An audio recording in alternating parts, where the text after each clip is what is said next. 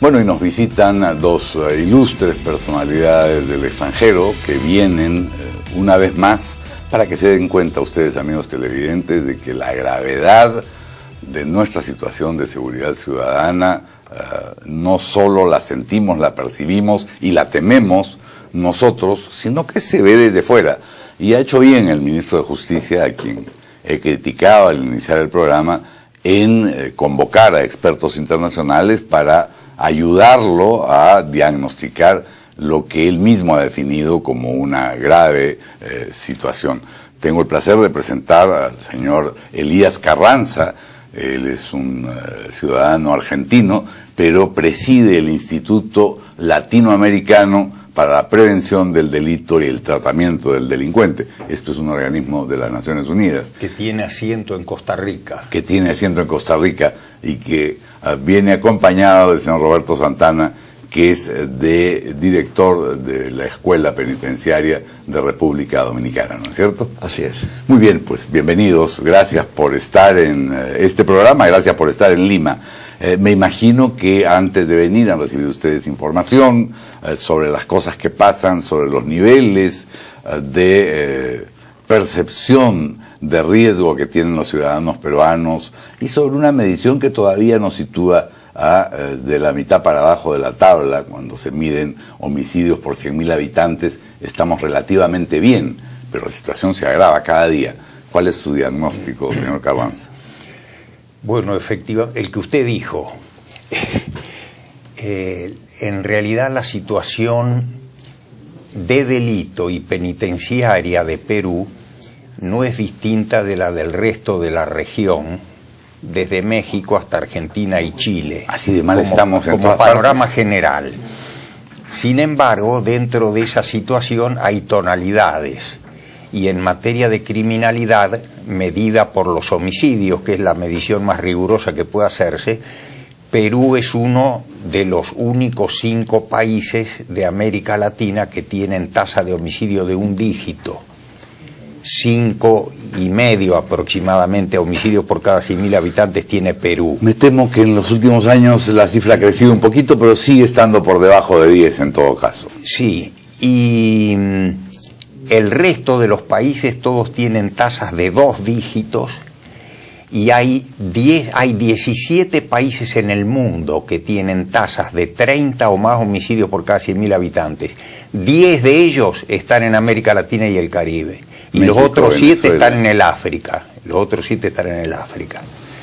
De manera que, mal de mucho consuelo de tontos, dicen, pero esto debe servir para que Perú no se mire solamente a sí mismo, porque si no podemos llegar a conclusiones equivocadas, creer que Perú es lo peor del mundo o que es lo mejor del mundo, y lo que pasa es que yo creo que hay que mirarlo con firmeza, no porque seamos lo peor del mundo, sino porque no queremos llegar a ser lo peor del mundo. No queremos llegar a los niveles de violencia que hay en México o que hay en algunas ciudades del Brasil. ¿Cómo hacemos para prevenir esa llegada y en todo caso cómo hacemos para tratar a los delincuentes desde el principio? Porque aquí lo que resulta, y me imagino que es un panorama similar en el resto de América Latina, es que las cárceles son verdaderas universidades del delito.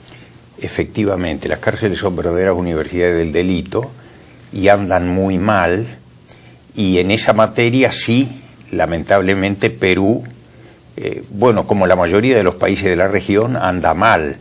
En 1992, Perú tenía 77 presos por 100.000. Ya en el año 2011 tenía 191. De manera que ya en la actualidad triplicó la tasa. Encierra 3 veces más de lo que encerraba en el año 92.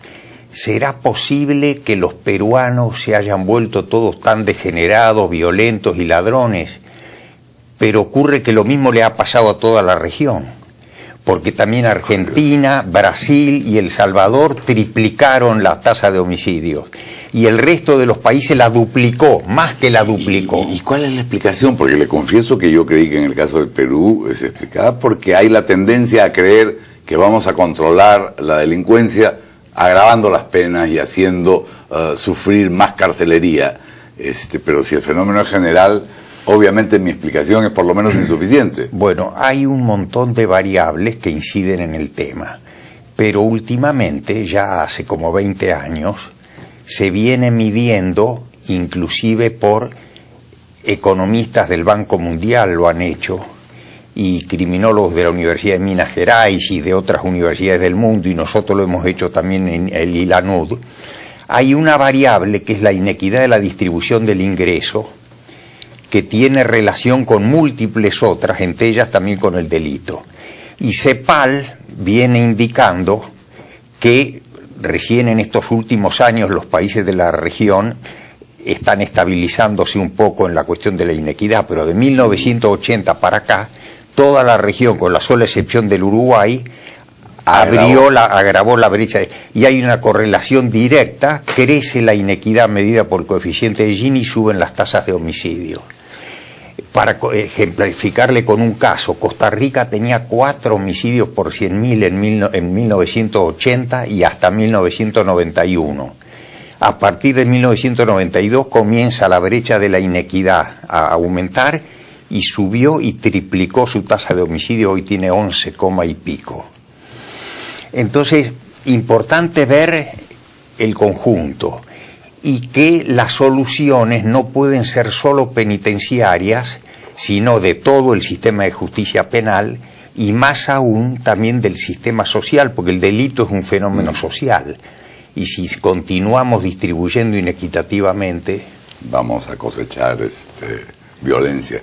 Y yo quería escuchar ahora al doctor Roberto Santana, porque ellos en República Dominicana, no sé cuánto se avanzó, han hecho un esfuerzo por algo que yo he preguntado más de una vez en este programa a especialistas como ustedes, sobre la posibilidad de concesionar prisiones. No todas, no necesariamente todas, pero por lo menos algunas, quizá pequeñas, quizá las de alta seguridad, concesionarlas para que las maneje, las administre el sector privado de una manera un poco más eficiente que lo que viene haciendo el Estado. Una respuesta que me resultó, en fin, alarmante es que el costo, en el caso de las concesiones, por mantener a un detenido casi se triplicaba. En el caso del presupuesto peruano se quintuplicaba. Se pasaba de $2 al día a $10 al día. Pero, ¿cuáles son las perspectivas que tienen ustedes en República Dominicana sobre ese tema, doctor Santana? Muchas gracias. En República Dominicana estamos ejecutando un programa de reforma penitenciaria en los últimos 8 años sobre la base del modelo de derechos y deberes y obligaciones de los organismos internacionales, específicamente de las Naciones Unidas y del ILANUD. En ese contexto, y si se quiere presionado por la falta de recursos o por los recursos que siempre son insuficientes para ese tipo de cosas, pues estuvimos explorando y efectivamente convocamos a un cónclave internacional para examinar el tema de las concesiones y las privatizaciones. Lo hicimos en nuestro país, asistieron compañías de todas las latitudes, Europa, Norteamérica, y en Norteamérica Estados Unidos, Canadá, y algunas compañías con experiencias aquí en la región latinoamericana. Y ellas presentaron sus opciones, sus bondades. Nosotros recogimos esos testimonios y esas recomendaciones y después los pasamos por el sedazo de las consecuencias sociales y las consecuencias gerenciales y las consecuencias económicas para las economías de los países donde han operado esos modelos. Y con esos datos en la mano se los pusimos al criterio de los organismos internacionales y llegamos a la conclusión de que República Dominicana no podía involucrarse económicamente en un proceso oneroso que le iba a resultar 3 o 4 veces más costoso si el Estado mismo hacía la inversión y gerenciaba con criterio social el tema. Eso a partir de las experiencias, muy particularmente en algunos países latinoamericanos y en Estados Unidos, donde, como todo el mundo sabe, en este momento se está invirtiendo más dinero en las cárceles que en el programa espacial en este momento, y las compañías que inciden en el tema penitenciario están cotizando en la bolsa con una de las más altas rentabilidades que cualquier otro tipo de compañía. Y en todo caso lo que les conviene es que haya más presos, no que haya menos. ¿Cómo enfocan el tema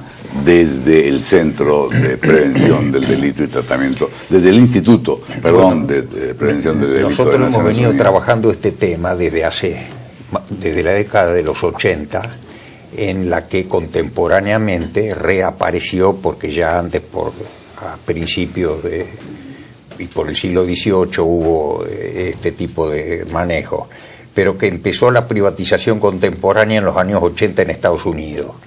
Hemos venido trabajando el tema con un especialista de la Universidad de Greenwich en Londres, en todos los países del mundo y en los de América Latina. Bueno, es muy distinto lo que ocurre en los países de altos ingresos que en los de mediano y bajo ingresos. En los países de altos ingresos el negocio es malo y el resultado es pésimo. Después les explico con ejemplos por qué. Pero en los países de medianos, ¿pero qué ocurre? En los países de altos ingresos, tanto las cárceles privadas como las cárceles estatales tienen todas el suficiente presupuesto. En nuestros países pasa lo que usted dijo. Un ejemplo, fue también una compañía y ofreció en Costa Rica construir una cárcel privada por 73 millones de dólares, que era una barbaridad, y en una ejecución a 25 años de per cápita $37 por preso. Costa Rica estaba gastando $9.50 por preso y su sistema es uno de los de menor violencia en la región y funciona bien. El gobierno hizo el cálculo y gastaba más en esa cárcel que todo en el resto del sistema. Pero además hay razones criminológicas y razones de política criminal que dicen que eso es un disparate. Cuando se transforma la ejecución de la pena estatal en un negocio, pasa, por ejemplo, lo que ocurrió, está en los periódicos, en Estados Unidos, en Pensilvania, hace muy poco. Los jueces Marky Arabella y Michael Conahan los condenaron a pena de prisión porque llenaron con más de 2.000 presos menores de edad cárceles que estaban dando pérdidas porque no tenían los suficientes presos, y les pagaron una coima de $2.600.000 dólares a los dos. Realmente. Ahí sí que no hay solución. Me imagino que ustedes realmente, si hubiera sabido con anticipación de la importancia de las cosas que íbamos a comentar, hubiera pensado en un segmento mucho más amplio. Pero me imagino que antes de irse de Lima o cuando estén de regreso le harán llegar al ministro Jiménez un informe de su participación y de su evaluación. Ese informe podrá ser público. En todo caso, hay documentos del Instituto de Prevención del Delito de Naciones Unidas que sean públicos y que puedan servirnos a los ciudadanos, aún a los que no tenemos responsabilidades directas con la administración penitenciaria, para orientar la crítica respecto de lo que se hace bien. Le voy a obsequiar un libro, y que justamente tengo uno conmigo, donde está lo que estamos diciendo y más, con capítulos sobre este tema específico y sobre todos los países de la región. Hay análisis con cuadros y gráficos. Pues doctor Carranza, se lo agradeceré mucho, porque no tengo más remedio que despedirme de ustedes con mucha pena. Espero que puedan conversar detenidamente con el ministro Jiménez Mayor, que hagan llegar su evaluación y sus conclusiones, y que a mí con ese libro me permitan seguir machacando en el tema de que necesitamos una administración de justicia más eficiente, pero una política penitenciaria que sea capaz de reinsertar al delincuente y no de mandarlo a la calle con un grado mayor de agresividad y de peligro. ¿Qué es lo que está pasando? Por eso la preocupación de nuestro instituto es que no agregar otro mal al mal que ya tenemos, porque a raíz de la grave situación penitenciaria entonces surge este negocio. Pero es un negocio equivocado, es un mal negocio. Sí, es algo que me habían dicho, a pesar de que yo, lo dijo un experto colombiano hace unas semanas aquí, el tema me interesa y voy a seguirlo tratando. Ojalá que tenga oportunidad de volver a conversar con ustedes. Y el tema es que es una cuestión social, lo penitenciario es una cuestión social, no es una cuestión comercial. Y si se han presentado resultados en los que, manejándolo como política social desde los ámbitos del Estado, se están teniendo resultados, como es el caso no únicamente de los países nórdicos, que todo el mundo conoce, sino en algunos de los países nuestros. En el caso de República Dominicana tenemos 14 centros funcionando bajo un esquema estatal, pero de una manera, con una carrera penitenciaria, con un personal adecuado, operando con bajos costos y con edificaciones de acuerdo a nuestras realidades culturales, porque usted no puede traer una cárcel de Inglaterra y construirla aquí.